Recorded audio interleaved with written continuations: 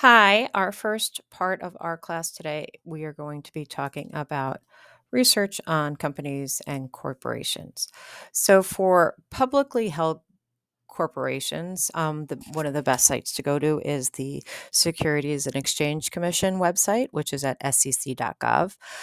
So, the SEC is really was created after the 1929 stock crash.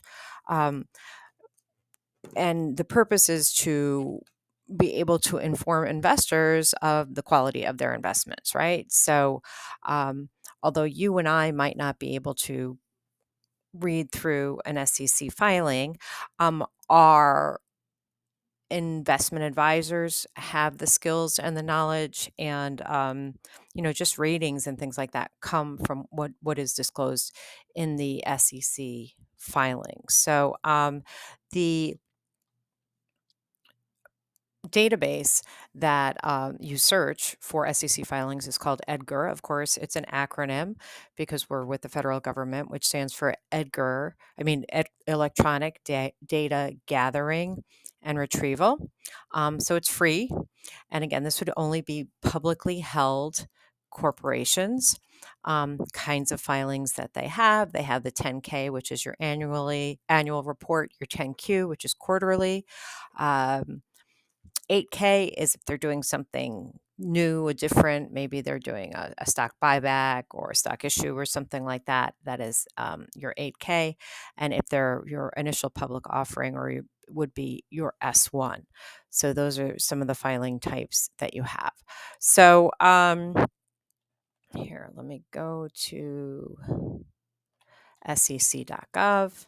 Beautiful little website. We go to filings, and under filings, we can go to Edgar, search, and access.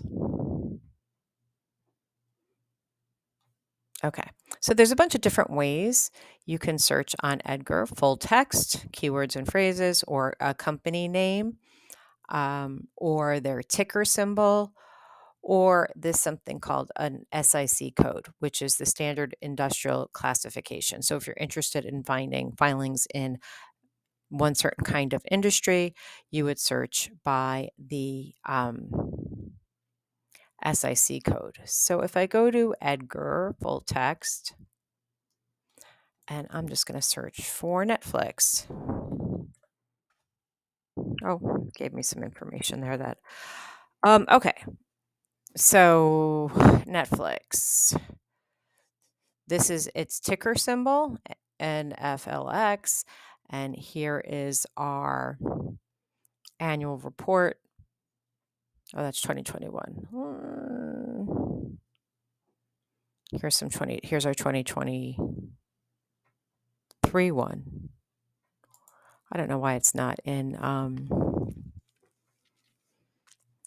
chronological order, but here we go. Here's their subsidiaries. This is just an exhibit of their 10K. So that's something that you can find there. I wish I could sort by.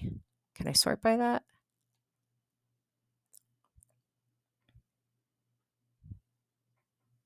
Oh, I don't even know what I just did.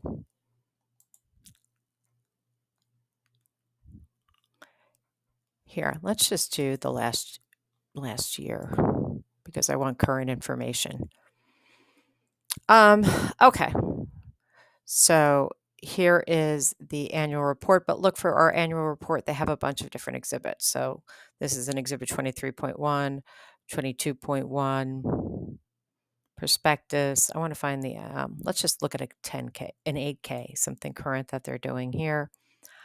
So this is their summary.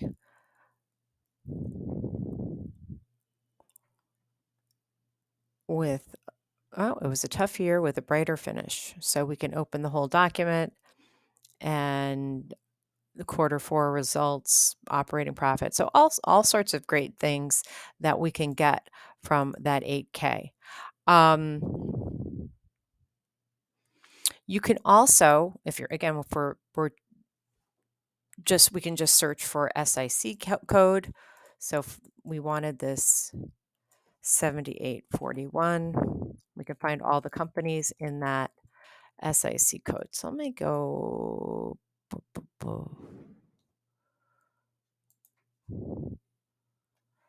I'm going to go back because I don't want to do a word search. I want to do a different kinds of search.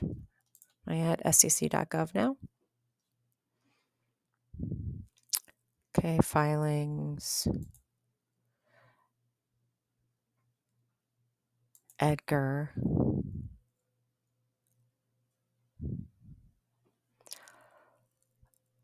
Okay, if I want to search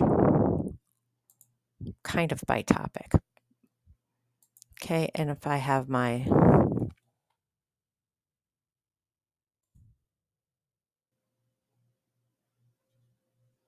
it's because it's CIK, it's not my SIC code.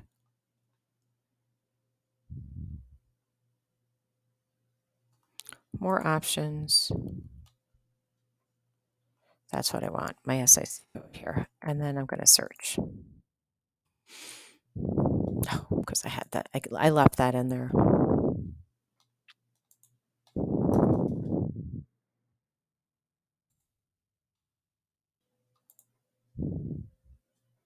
There we go.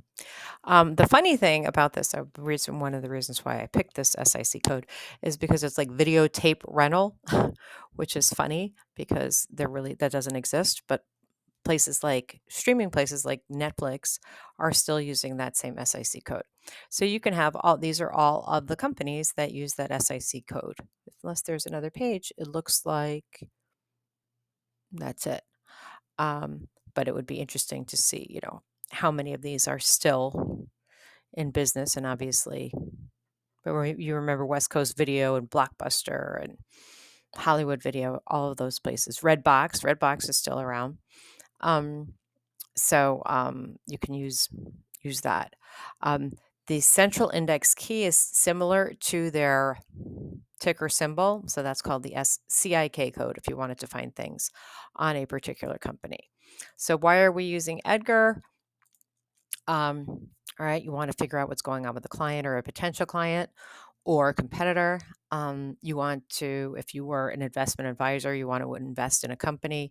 You might want to see trends or things that are going on in a corporate industry, or you might be the person who is working for the firm that is creating these corporate filings. So you kind of use the old ones as a baseline and to see how to update them.